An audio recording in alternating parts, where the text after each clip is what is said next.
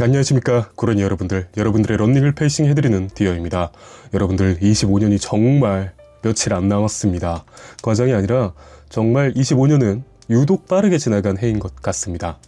그것에 있어서 나이가 먹으면 원래 시간이 빨리 흐른다 이렇게 말씀하실 수도 있지만 저희 마라토너들 입장에서는 또 다른 이유가 분명히 있다고 생각하는 것이 25년이 한국에서 아마 가장 많은 마라톤 대회들이 개최된 해이지 않나 싶습니다.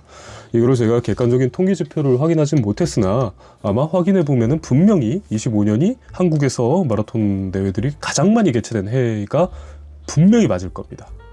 그러니만큼 저도 러닝, 마라톤 시작하고 나서 중에 한 해 동안 가장 많은 행사와 대회에 나갔던 해이기도 합니다.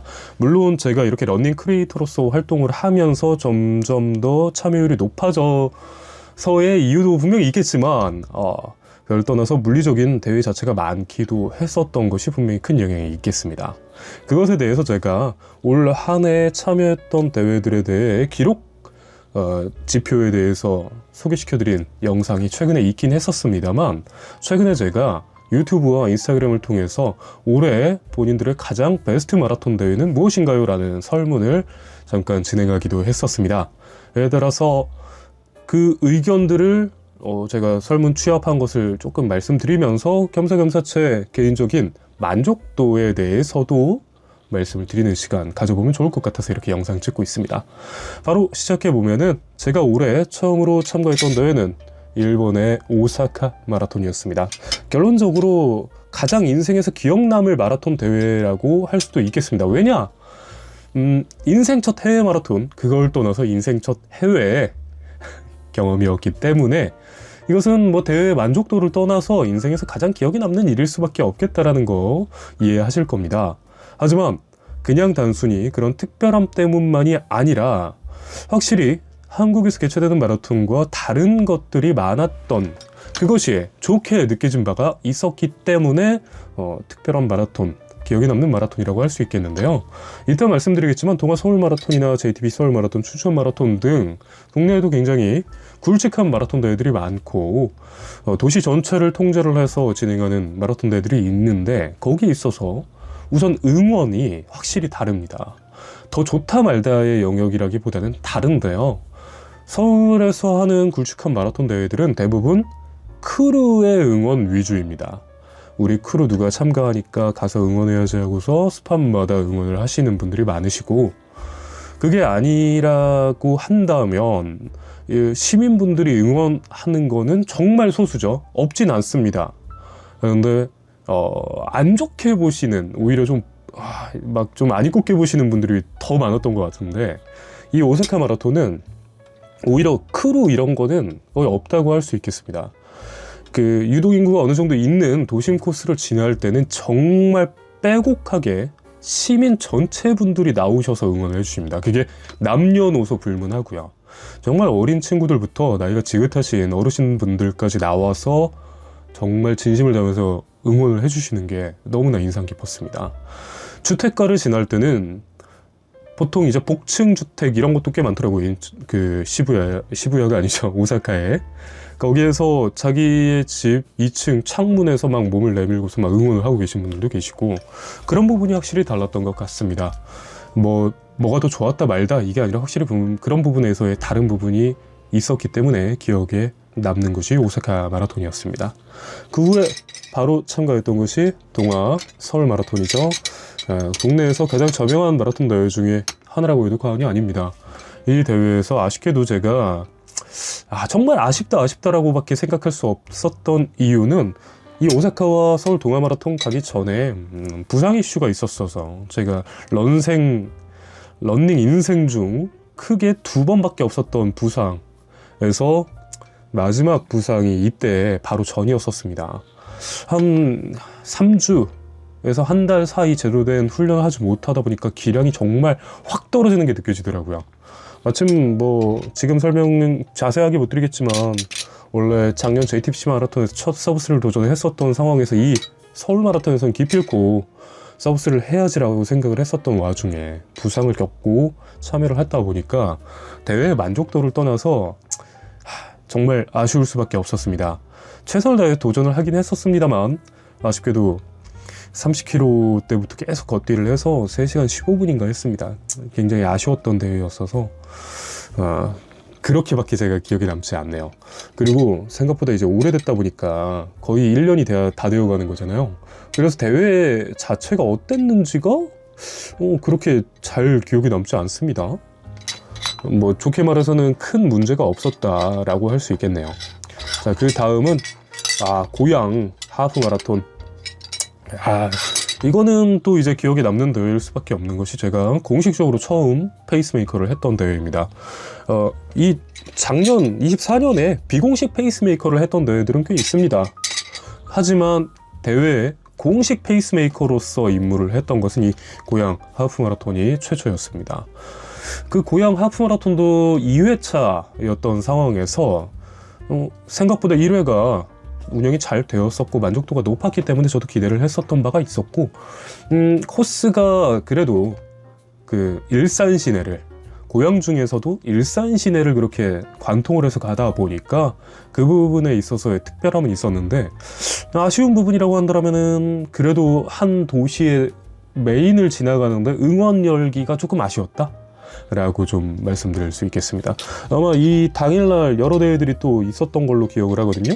그래서 그 응원의 밀도가 조금 흩어지지 않았나 싶습니다.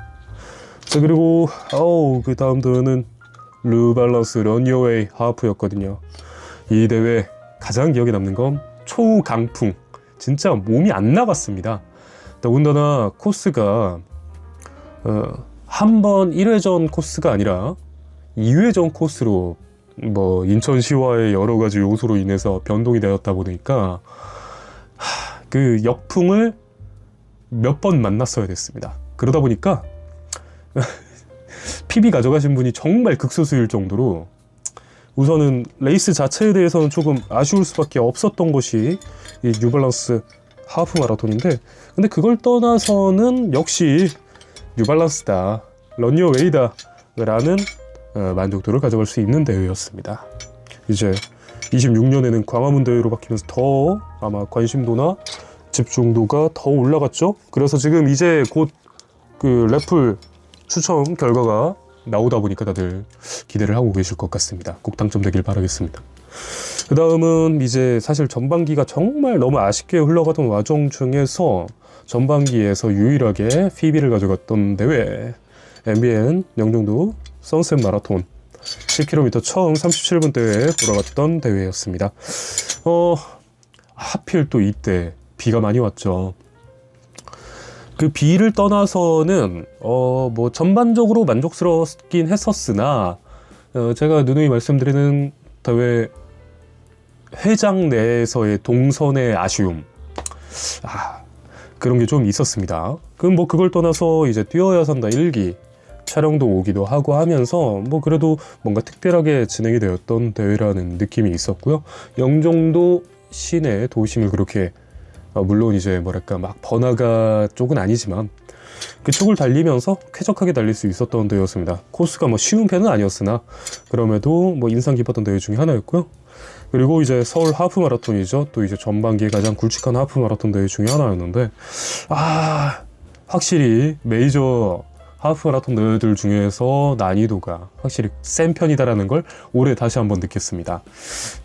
그 대교를 넘어갈 때마다의 업다운 힐과 터널을 지난 이후에 여의도에서의 터널을 지나게 되거든요. 거기에 막 DJ 차가 또 시그니처 중에 하나인데, 그걸 지나서 이제 양화대교 지나가지고 만나는 그 마포구청.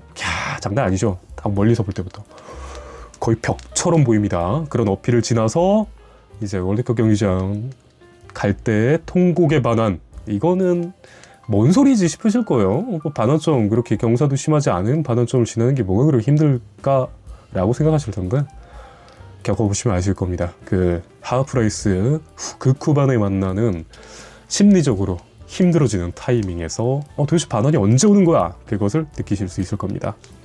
그리고 이제 윙스 포 라이프 월드런이라는 행사, 굉장히 레드불에서 주관하는 특별한 대회인데 뒤에서 조금씩 빠르게 따라오는 차를 피해서 도망가는, 물론 실제적인 차를 통해서 행사를 할 수는 없었어서 한국에서는 어플로만 진행을 했는데 연세대에서 재밌게 진행을 했습니다.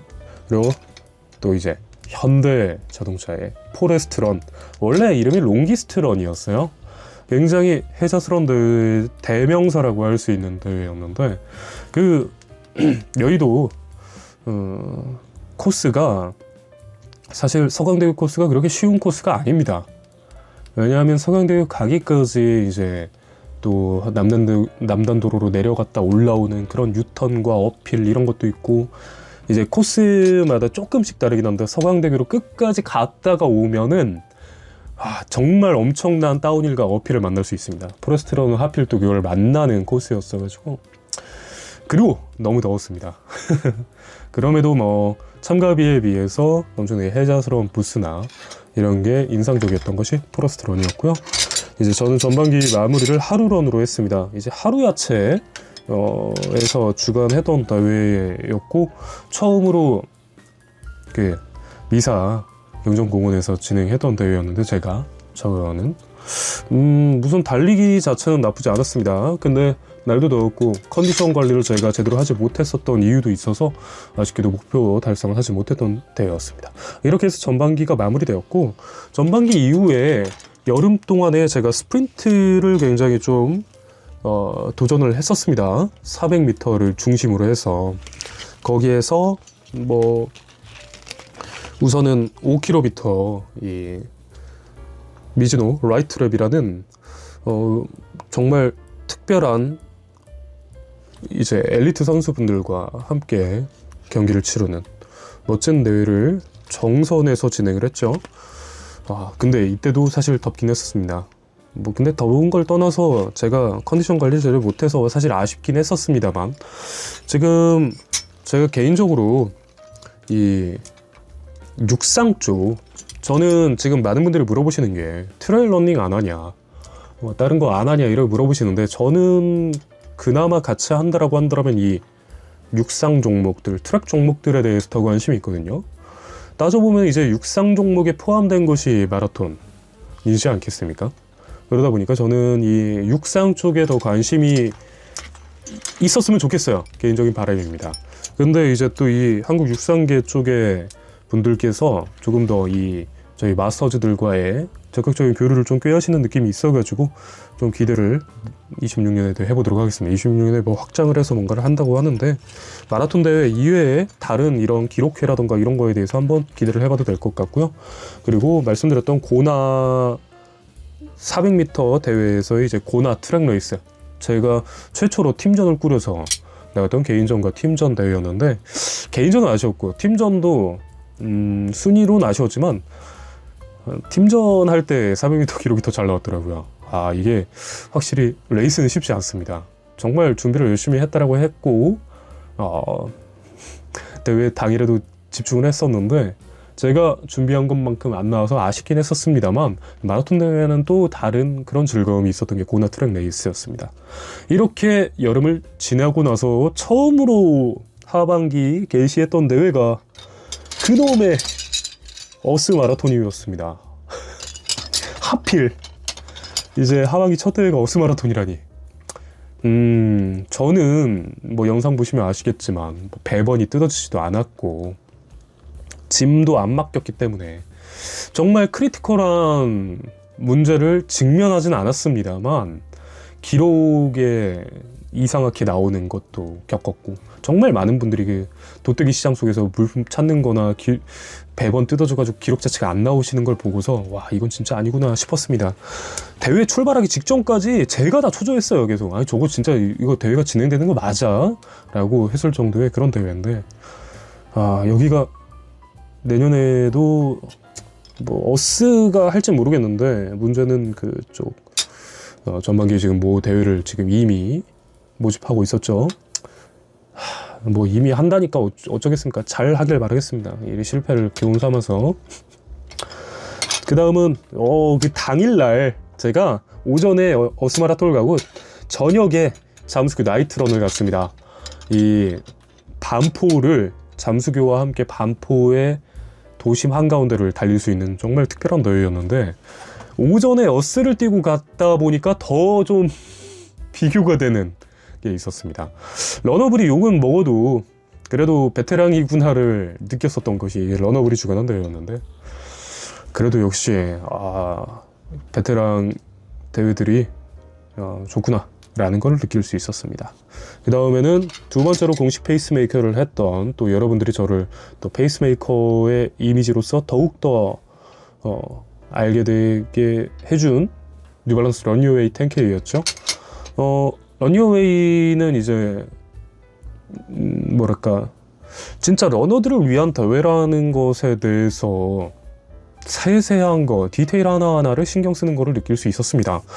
사실 그렇게 좀 뭐랄까, 제 입으로 제가 뭐 인플루언서니 뭐니 이렇게 얘기하긴 좀 그렇지만, 그래도 알만한 분들, 스톤님, 임반님, 고배우님, 뭐 이런 분들을 페이스메이커로 함께 할 수 있는 그런 특별한 장을 만들어 줬다라는 것 자체가 확실히 노하우가, 센스가 좋구나 라는 걸 느낄 수 있던 것이 런유어웨이 10K였는데, 하필 또 이때도 폭우가 왔죠. 내년에 런유어웨이는 날씨가 괜찮기를 바라겠습니다. 올해 이렇게 액땜을 했으니까, 하프도 텐도. 자, 그리고 제 역대급 기록을 만들어준 서울 레이스였습니다. 1시간 22분 30초. 지금 생각해도 내가 어떻게 저렇게 됐지 싶긴 한데 우선 서울 레이스 코스 자체가 처음에 최초 경복궁을 안 지나가는, 원래 한 바퀴를 돌아서 가는 것이 시그니처였는데 안 돈다는 것에 대해서 우려가 많았었습니다. 근데 안 도는 게 오히려 낫지 않았나.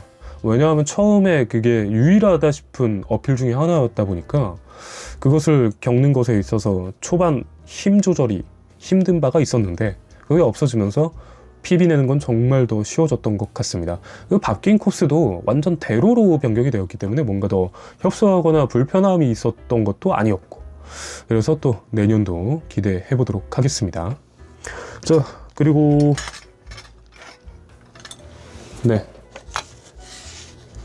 제 최초로 이제 서브3를 하게 된 JTBC 마라톤.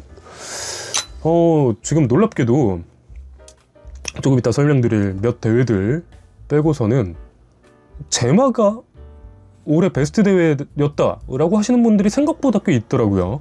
지금 제마의 내년에 뭐 금액 인상이라든가 이런 것 때문에 욕하시는 분들은 많으신데, 그걸 떠나서 그냥 올해 겪은 바에서는 만족도가 꽤 높았다라고 말씀하시는 분들이 생각보다 많았습니다. 뭐 그래도 진짜 제마는 제마일 수밖에 없는 이유 중에 하나가, 서울 도심을 가로지르는 풀코스 대회가 동아 서울 마라톤과 JTBC 서울 마라톤밖에 없긴 한데, 동아 서울 마라톤을 따져보면은 광화문부터 해서 이제 서울 도심의 반만 이렇게 좀 도는 느낌이라면, 제마는 진짜 좀 횡단을 하는 느낌이 있어서인지 거기에서 느껴지는 특별함을 더 높이 평가하시는 게 아닌가 싶습니다. 기록이 잘 나왔다 하시는 분들도 좀 계시고, 쉽지 않은 코스에서 기록이 잘 나왔다라는 것이 그분들이 얼마나 노력을 하셨을지 대단하고요.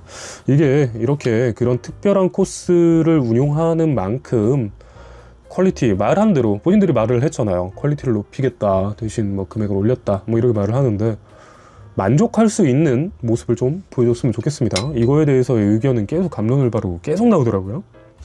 그 다음으로 또 정말 특별했던 게 이제 이 나이키 런 제주죠.